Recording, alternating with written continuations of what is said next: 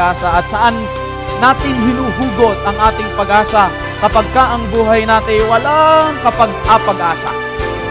Darating na wala nang magkakasakit. May isang araw na darating na wala nang lumpo, wala nang pilay. Mali po yun. Kaibigan, kapag ka po nangangaral at tagapagturo sa inyo, ang paliwanag, bahala na ka, basta't meron ka namang isa sa pito. Anong balik tayo sa ating Panginoong Diyos? Tatanggapin niya tayo. Hindi niya tayo itataboy. Amen. Thank you so much, mga kapatid ko. Pagka nanguna sa atin ang ating Panginoong Diyos, walang pinakamabuting gawin, kundi sumunod sa kanyang kalooban sapagkat yon ang pinakamainam. Mga kapatid ko, naranasan niyo na hubang maligaw? Naranasan niyo na bang lumabas ng bahay tapos hindi niyo alam kung saan talaga kayo pupunta? O nakarating kayo sa isang lugar na hindi naman yon talaga ang gusto mong marating? Akala mo nakarating ka doon sa iyong patutunguhan, pero ang totoo, iba yung iyong napuntahan. Naranasan ko pong maligaw nung nagpunta kami sa Romblon. Ang salita sa Romblon ay Romblomanon. Parang Ilonggo na revise. At nung nagtatanong kami ng direksyon, Voice of Youth, galing kami ng AUP, hindi namin masyadong maintindihan yung salita ng mga tao, kaya sumakay kami sa jeep sa pagtitiwala na tama yung aming nasakyan. Pero nung malayo na yung nalalakbay ng aming jeep, at hindi pa rin kami dumarating doon sa aming pinatutunguhan, isang bagay ang aming natiyak. Kami naliligaw. At yung damdamin na ikaw ay naliligaw na hindi mo alam yung pupuntahan mo talaga ay napakahirap. At parang ikaw ay helpless. Marami sa buhay na ito ang naliligaw. At maraming mga taong nag-iisip na walang gabay saan ba talaga tayo pupunta. Nakabili ba kayo ng appliances na walang manual? Hindi nyo alam kung paano gagamitin, saan nyo isasaksak, gagawin nyo doon. Basta alam nyo, gumagana yon. Awkward, di ba? Mahirap. Kaya sa gabing ito, maraming mga tao dito sa Metro Manila, kuha ko po yan sa, tingin ko, nag-stowaway itong tao na to, kuha ko po yan sa Rojas Boulevard. Tuliro, dala yung kanyang bag, may mga supot na dala, pero malamang hindi niya alam kung saan talaga siya pupunta. Tayo ba'y iniwan ng Diyos na naglalakad sa ilalim ng LRT dito sa Metro Manila, naglalakad araw-araw, tapos hindi talaga natin alam kung saan tayo pupunta at anong direksyon ng buhay na ito. Kaya maraming mga taong kumukonsulta sa Perlas na Bilog para malaman nila, ano bang aking kapalaran? Ano bang aking patutunguhan? Ano bang gagawin ko? Alin bang trabaho ang mas mabuti? Alin ba ang aking kukunin na kurso? Kumukonsulta sila sa Perlas na Bilog. Yung iba naman ay araw-araw ang mga Pilipino dito sa Metro Manila at alos dito sa Pilipinas at hindi lamang dito ay maraming mga tumitingin ng kanilang kapalaran doon sa forma at ayos ng mga bituin. Sa dako pa roon ng mga tala ay hinahanap nila kung ano ang dadalhin talaga sa kanila ng buhay. Ito po ay shot ko sa, I think magandang umaga ito. Ito ang isa sa mga hula ni Madam Pisces, February 20 to March 20. Sabi nung nasa TV, pag inisip mo daw, obvious naman, di ba? Pag inisip mo ng inisip, magkakatotoo ba yun? Sabi nila, yun ang hula para sa mga Pisces. Sa Libra naman, yung mga kinikimkim na at itinatagong sama ng loob sa isang relasyon ay puputok ngayon. Yan ang hula. At sabi lang, baka ngayon ako sasabog, baka ngayon ko hindi mapipigilan yung aking sarili. At marami pang iba't ibang mga hula. Kasama yung mga magagandang kulay at saka mga paboritong numero. Eto, subukan natin ito. Sagittarius. Meron ho bang taga-subaybay tayo na Sagittarius? Sabi ng hula. Hula lang po ito, wag niyong didibdibin at seryosohin. Magpipilit na pasunurin ka sa gusto niya. Lahat ng pangako ay kanyang bibitawan. Maswerteng kulay, blue. Kung hindi ka naka-blue, malas. Maswerteng numero mo, 2, 17, 19, 24, 26, 34. Pwedeng tayaan sa loto ng mga naniniwala sa horoscope. Maraming mga tao ang naghahanap ng magandang buhay sa maling paraan. Tingnan niyo yung mga lottery ngayon, yung mga lotto stand. Ang daming nakapila. Akala mo kung anong nangyayari. Akala mo kung anong meron. Pero maraming mga Pilipino sa Metro Manila ang nakikipagsapalaran sa pamamagitan ng loto at ng sugal. Doon nila hinahanap ang kanilang kapalaran. Kaya sa gabing ito, ating susubukang buksan ang mga pahina ng banal na kasulatan. Ating aalamin saan natin makikita ang gabay sa buhay na ito. Sa Isaias 41, talatang 22, ganito ang sabi ng ating Panginoong Diyos mismo. Ilabas nila at ipahayag sa amin kung ano ang mangyayari. Ipahayag ninyo ang mga dating bagay, maging anuman ang mga yaon, upang aming mabatidan naman ang huling wakas nila. O pagpakitaan ninyo kami ng mga bagay na darating. Sabi ng Panginoong Diyos, ilabas nyo kung talagang totoo kayo. Ipakita nyo sa amin ang mga bagay na darating. Parang sinasabi ng Diyos, saan-saan kayo nagtitiwala? Magtiwala kayo sa akin. Kung totoo naman kayo, ilabas nyo at ipakita ninyo sa akin. Inyong ipahayag ang mga bagay na darating pagkatapos upang aming maalaman na kayo'y mga Diyos. Oo, kayo'y magsisigawa ng mabuti o magsigawa ng kasamaan upang kami ay mangawalan ng loob at mamasdan naming magkakasama. Ito yung hamon ng Panginoong Diyos doon sa nagpapanggap na di umano'y mga Diyos, pero Diyos-Diyosan lamang. Sabi ng Diyos, kung talagang totoo kayo, sabihin nyo ng eksakto yung mangyayari, yung mga bagay na darating. At isa itong mahalagang bagay kung bakit tayo naniniwala sa Biblia. Alam niyo po ba, ang ibang mga writings ng ibang mga relihiyon ay walang masyadong prediction o prophecy o mga hula. Ang Biblia, ang buong aklat ng Biblia ay halos 30% ay prophecy o pagtaya para doon sa hinaharap. Ang libro na Islam o Quran ay wala kahit isang prophecy. Ang libro ng Theravada ng mga Hindu ay wala ni isang prophecy. Ang libro ni Mormons ay wala ni isang prophecy. Pero ang Biblia na nagpapatunay na ang Diyos ang may akda nito ay inihayag niya kung anong mga bagay na mangyayari sa hinaharap. Kaya ang sabi ng Panginoon, narito kayo'y sa wala at ang inyong gawa ay sa wala. Kasuklam-suklam siya na pumili sa inyo. Narito ang pag-aangkin ng ating Panginoong Diyos. Inyong alalahanin ang mga dating bagay ng una. Sabi sa 46:9 ng Isaias, ako'y Diyos at walang iba liban sa akin, ako'y Diyos at walang gaya ko. Bakit siya walang kagaya at kakaiba siya sa lahat ng ginagawang gabay ng mga tao ngayon? Sapagkat siya'y nagpapahayag ng wakas mula sa pasimula. Inyo pong pansinin yung mga salita na binabasa natin.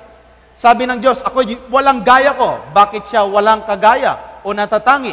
Sapagkat ipinapahayag niya ang wakas mula sa pasimula at mula ng mga unang panahon ng mga bagay na hindi pa nangyayari na nagsasabi, ang payo ko ay mananayo at gagawin ko ang aking buong kaligayahan. So kung tayo'y naghahanap ng tunay na kahinatnan ng ating buhay sa hinaharap, kung tayo'y naghahanap ng mga bagay na totoo, sinasabi ng Diyos, ito, sinabi ko na sa pamamagitan ng Biblia, isinulat doon kung anong mga bagay na mangyayari, mga minamahal na mga kapatid.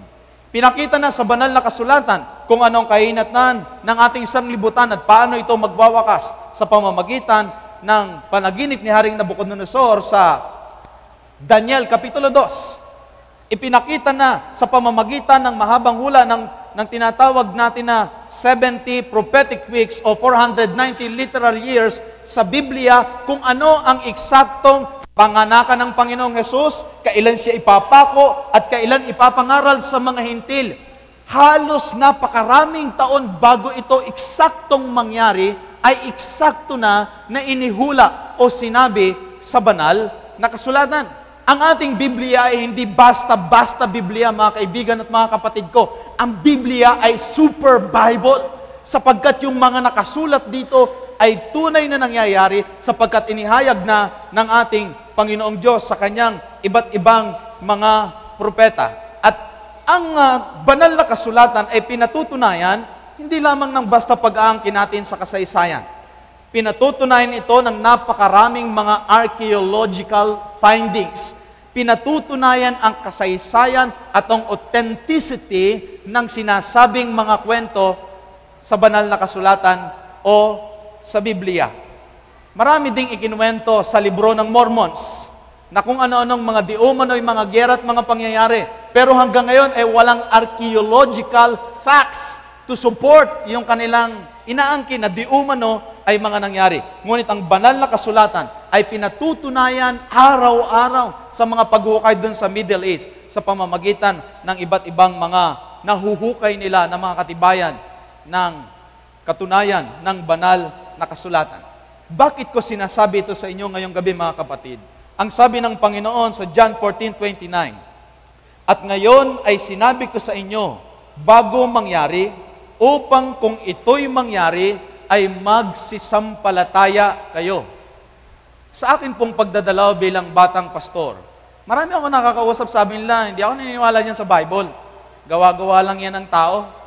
Actually, siguro matatalinong tao lang ang gumawa niyan kasi napakahusay naman ng pagkakagawa. Gusto ko pong sabihin sa inyo ngayong gabi na maaari nating paniwalaan ang banal na kasulatan by way of logical thinking. Sapagkat ito ay pinatunayan ng kasaysayan, pinatunayan ng mga archaeologists, at yung mga hula dito ay tunay na nagaganap at tunay na nangyayari at pinatutunayan. At gabi-gabi patutunayan ko po sa inyo na yung mga nakalagay sa banal na kasulatan ay tunay na nagaganap at talagang nangyayari. Para daw po kung ganon, kung makita natin, tayo naman ay magsisampalataya sa katotohanan ng tinatawag nating banal na kasulatan na siyang salita mismo ng ating Panginoong Diyos. May mga maaaring magtanong na ating mga televiewers at mga taga-subaybay, paano na isulat ang banal na kasulatan? Sabi sa 1 Pedro 1:21, "Sapagkat hindi sa kalooban ng tao dumating ang hula kailanman, kundi ang mga tao ay nagsalita buhat sa Diyos na nangaudyukan ng Espiritu Santo."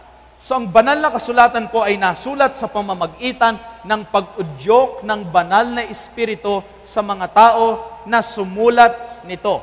Ang nagbigay ng kaisipan doon sa mga sumulat ay walang iba kundi ang banal na Espiritu sa pamamagitan ng mga propeta, mga magsasaka, mga mangingisda at mga pastol na pinagkalooban ng mensahe ng ating Panginoong Diyos.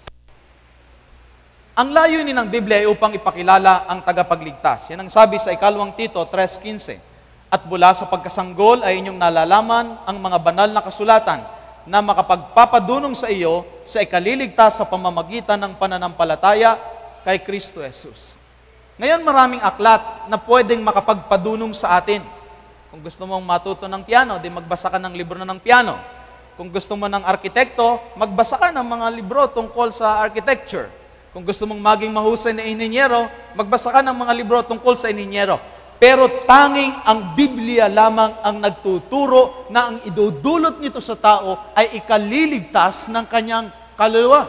Mga ginigiliw po naming taga-subaybay, delikado po na yung pinaniniwalaan natin ay itinuro lamang ng ating mga leader, ng ating mga pastor, ng ministro, ng pari, o di kaya naman ay ng leader ng relihiyon, ngunit hindi kasang-ayon ng banal na kasulatan. Sapagkat ang banal na kasulatan, kapag siyang ating pinaniwalaan at pinakinggan, ang sabi po ng ating talatang binasa, siyang makapagpapadunong sa ikaliligtas.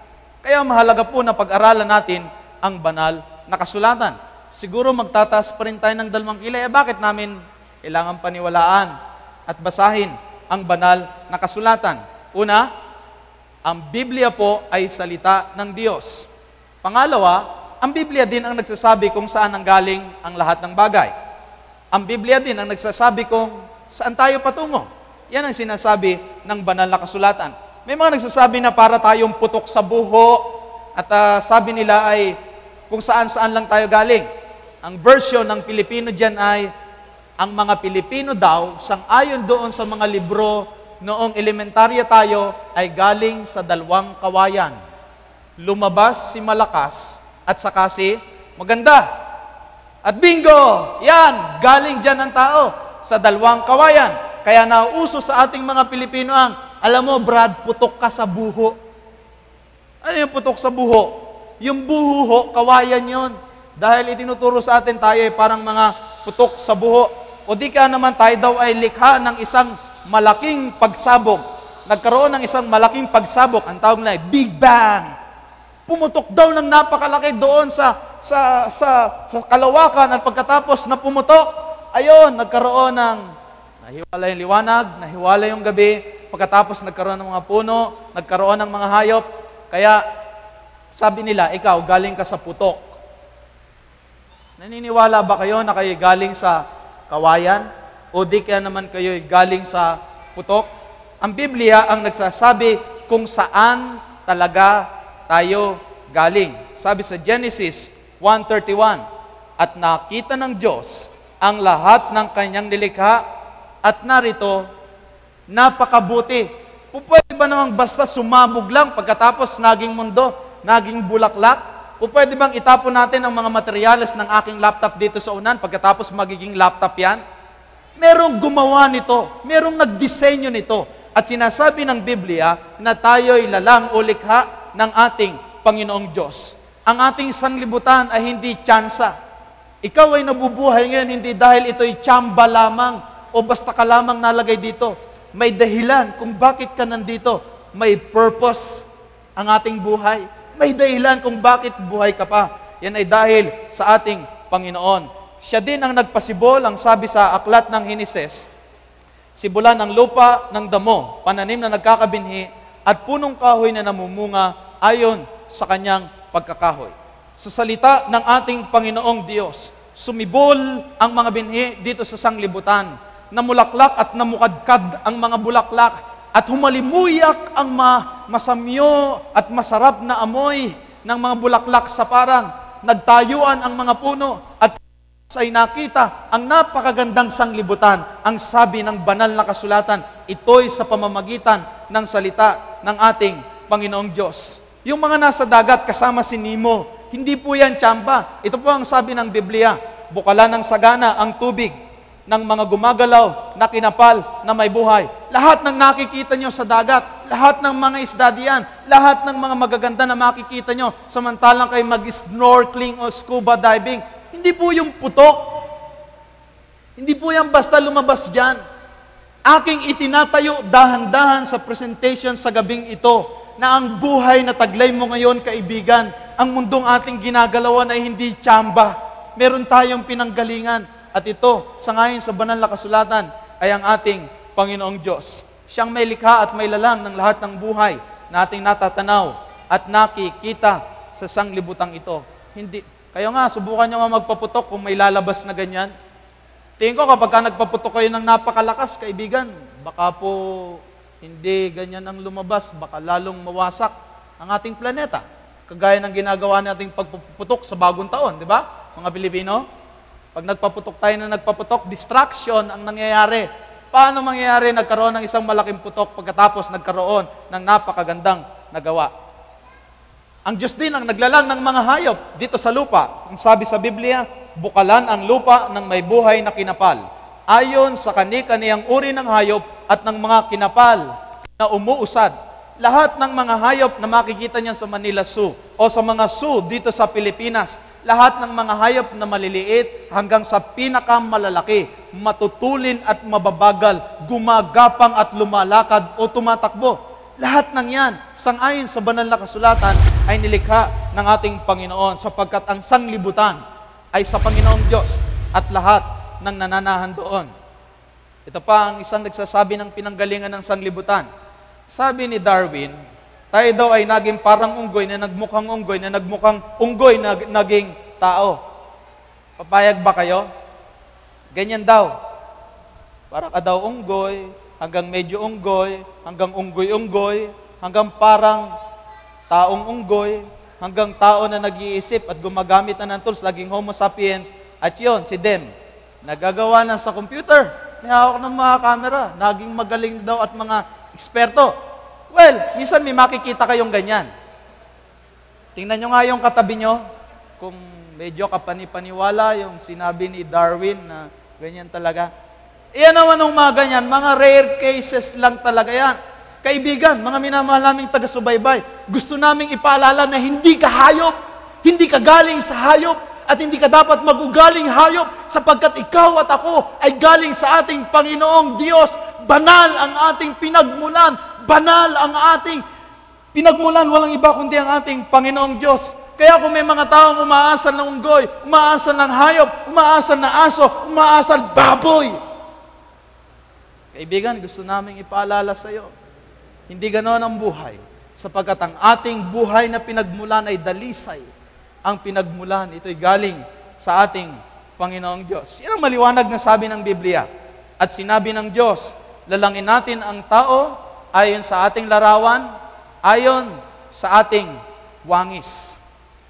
At magkaroon sila ng kapangyarihan sa mga isda sa dagat at sa mga ibon sa himpapawid. At sa bawat umuusad na nagsisiusad sa ibabaw ng lupa.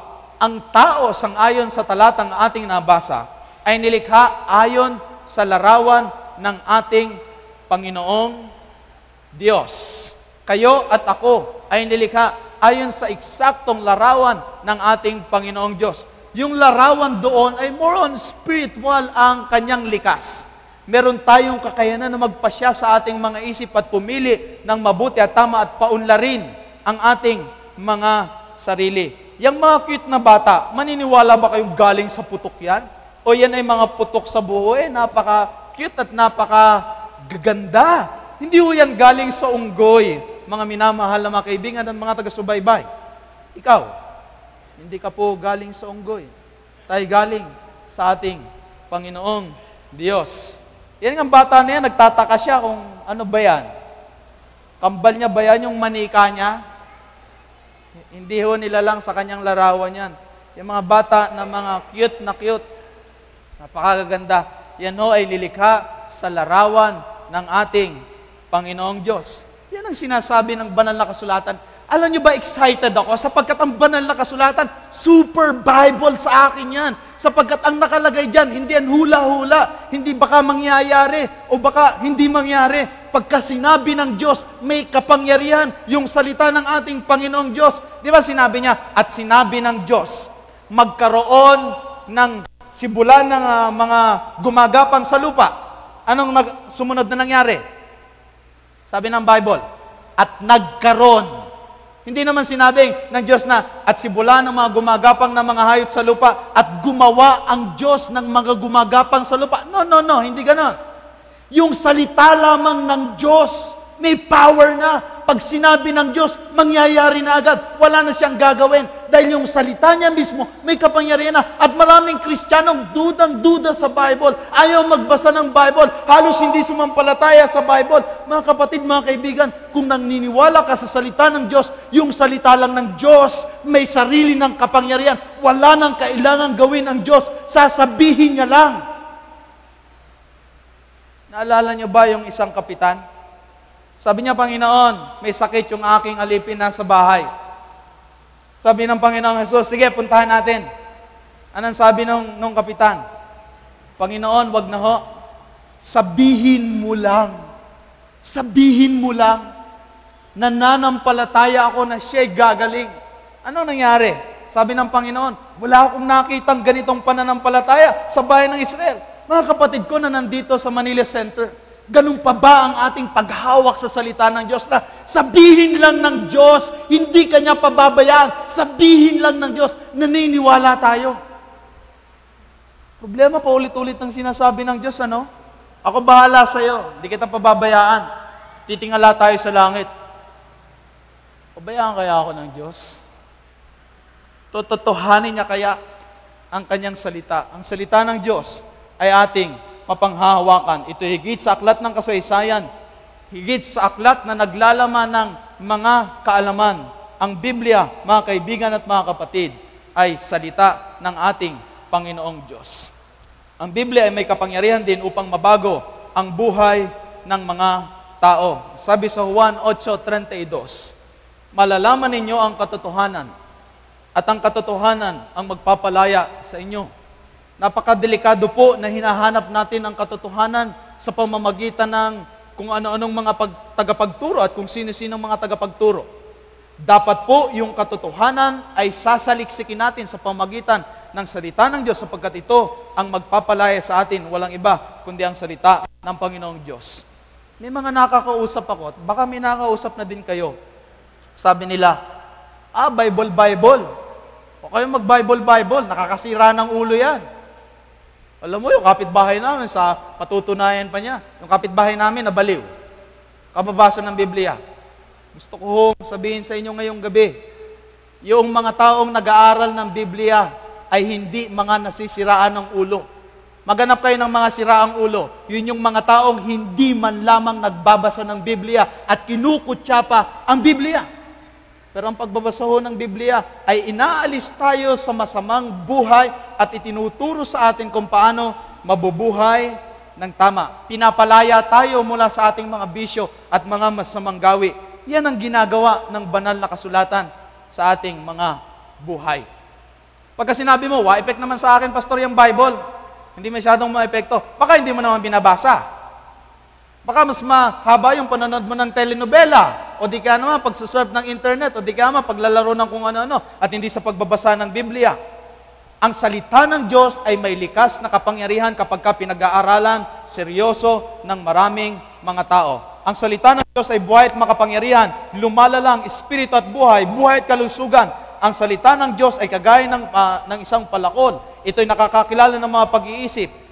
Ito'y katuwiran, ito'y katotohanan, ito'y liwanag, ito'y hindi nababago, at ito'y hindi maaaring matalian, hindi din ito po pwedeng masira. Ang Biblia ay pinapahayag si Jesus, pinababanal tayo, nililinis tayo, lumilikha ng pananampalataya sa atin, binibigyan tayo ng panibagong pagkapanganak, tinuturuan tayo, sinasaway tayo, ginagawa tayong kompleto, pinoprotektahan tayo, pakain tayo, at ating malalaman ng tamang mga ideya. Ang Biblia ay nagtuturo at nagbibigay ng halimbawa kung paano mabubuhay ng tama. Kaibigan, hindi tayo basta nilikha ng ating Panginoong Diyos at iniwanan tayo na mamamana tayo sa dilim. Ano ba ang tama?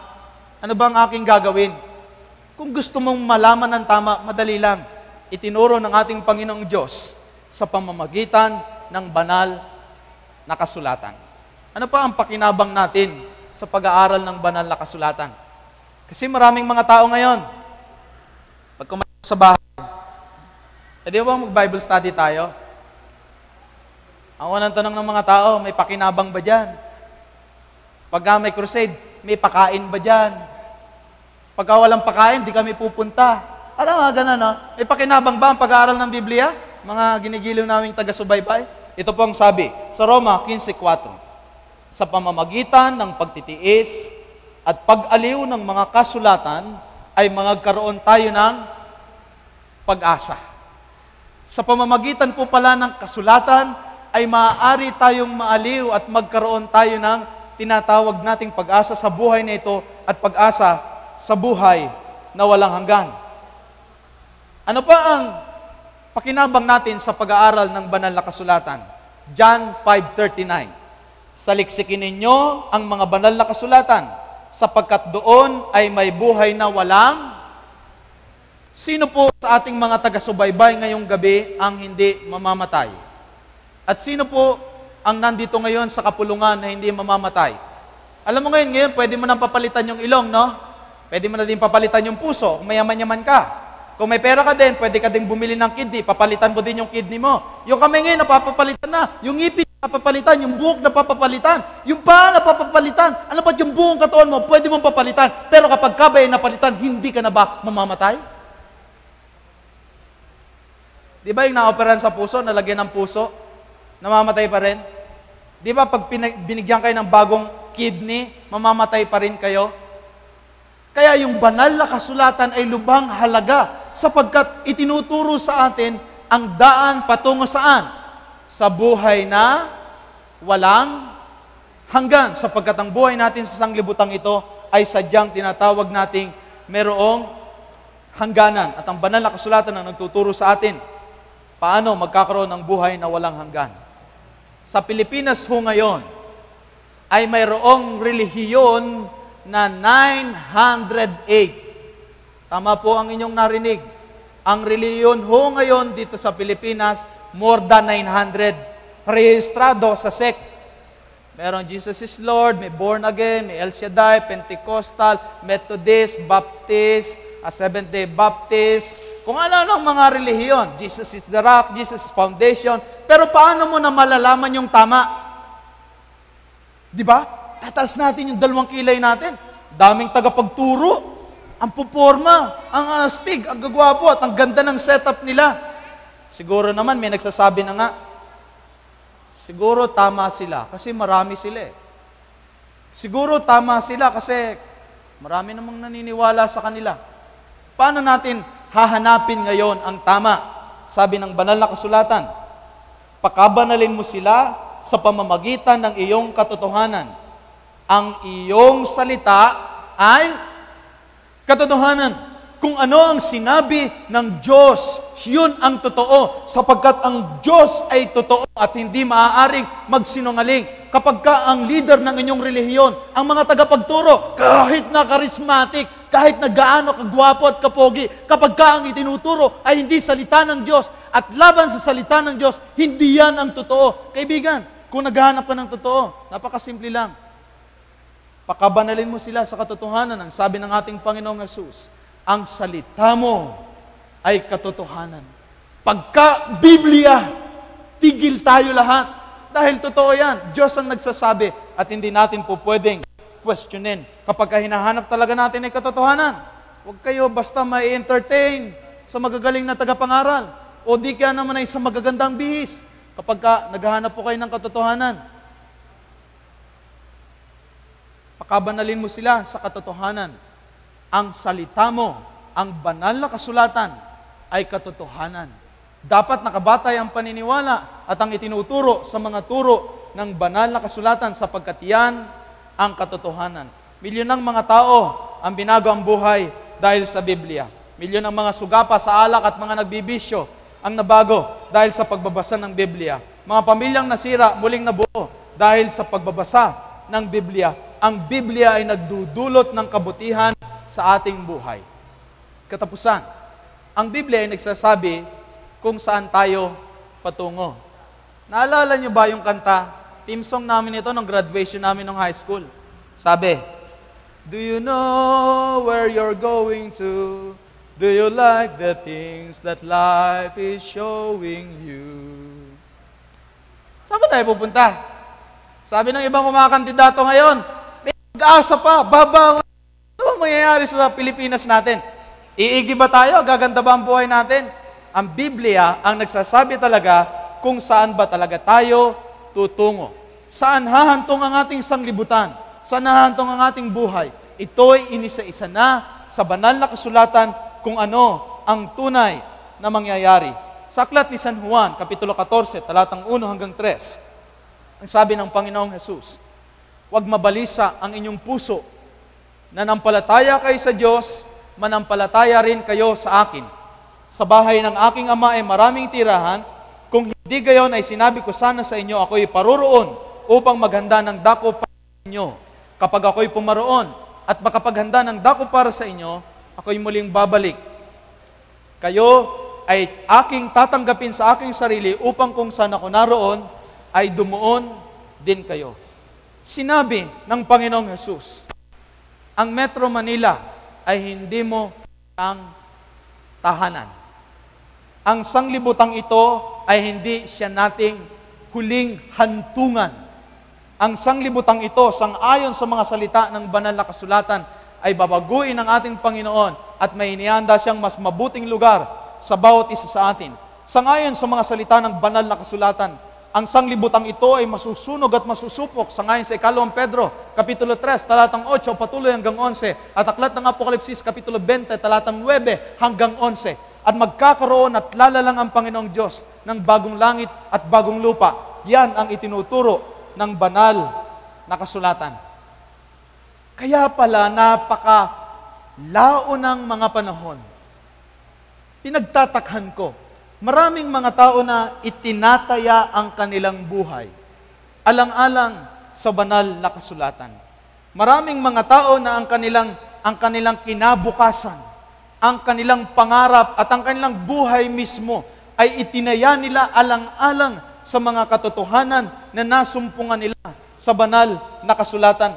Maraming tao ang sinunog kasama ng kanilang mga Biblia sa pananampalataya na ang Biblia ay maghahatid sa kanila sa buhay na walang hanggan. Noong nakalipas na mga panahon at mga taon, sa Ang mga naniniwala sa Biblia ay pinapakain lamang nila si leon. Ginagawang panoorin at parang entertainment ng napakaraming mga tao. Magtataas tayo ng kilay at itatanong natin, bakit ang mga taong ito ay nakahandang mamatay, nakahandang magdusa, at nakahandang magpakahirap alang-alang doon sa pinaniniwalaan nilang banal na kasulatan. Maaaring may natuklasan silang talagang mahalaga sa pagbabasa nila ng banal na kasulatan. May natuklasan silang higit na mahalaga kaysa sa buhay na ito. Yun ay ang buhay na walang hanggan.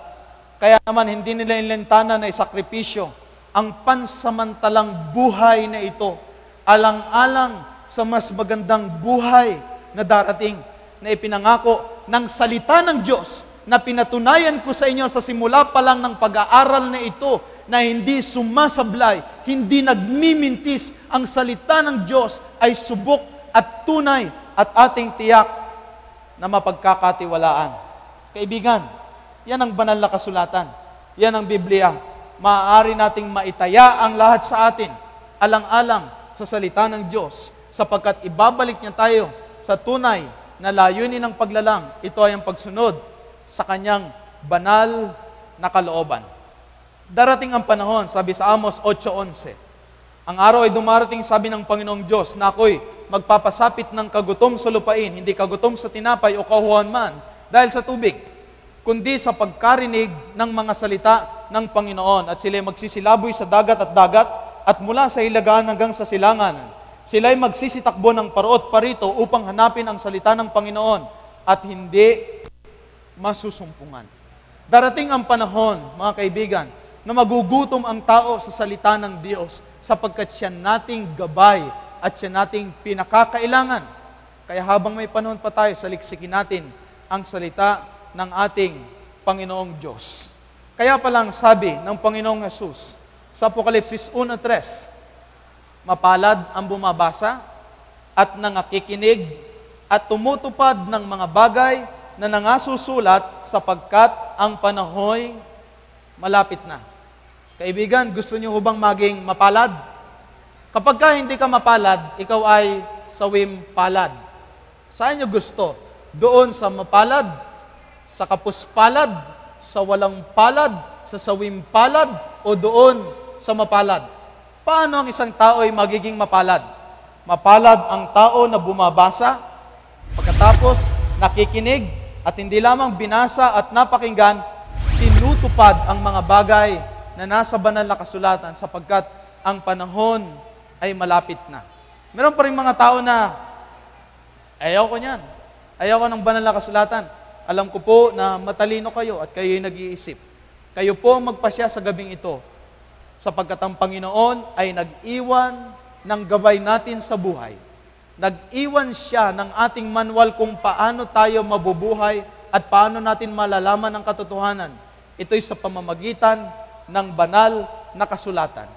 Ito ang isa sa kailangan natin sa paghanap natin ng pag-asa, ang paghanap natin sa ating Panginoong Jesus. Bulay-bulayin niyo po ang pagpapahalaga natin sa banal na kasulatan. Ito ang ating gabay sa buhay at ito ang ating isa sa pinagkukunan ng ating tanging. Napakabuti ng ating Panginoong Diyos na hindi niya tayo iniwanan na manghuhula o mamamana sa dilim tungkol sa kung ano ang totoo at kung anong gagawin natin sa ating buhay. Mga kaibigan at mga kapatid, ang Biblia ay salita ng Diyos. Ating basahin, ating pag-aralan, ating gawing kayamanan sapagkat ito ang magtuturo sa atin sa buhay na walang hanggan. Inanyayahan ko po kayong lahat na tumayo at tayo magdarasal. Magpapasalamat tayo sa ating Panginoong Diyos. Tayo po'y manalangin. Panginoon namin, nagpapasalamat po kami ng napakalaki dahil kung hindi sa inyong mga salita, wala po kami dito. At hindi namin maisip kung anong buhay mayroon kami sa gabing ito. Maliban sa tulong ng iyong banal na salita. Salamat, Panginoon, sapagkat kami makakaasa na ang buhay namin ay may tiyak na patutunguhan. Ang aming pagsampalataya ay hindi walang kabuluhan, sapagkat tiniyak ng iyong banal na salita ang aming patutunguhan, at ng bawat sumasampalataya at naniniwala sa iyong salita ay ang buhay na walang hanggan. Sa gabing ito, Panginoon, ibinabalik namin ang taus-pusong pasasalamat at pagpuri sa iyong kabaitan sa amin. Pauwiin niyo po sana kami mula sa dakong ito, taglay ang inyong mahalagang bendisyon, at mula sa gabing ito, pakamahalin namin at pakayamanin ang banal na kasulatan sa aming mga buhay. Ito po'y dalangin namin, alang-alang sa banal na pangalan ng aming Panginoong Hesus. Amen.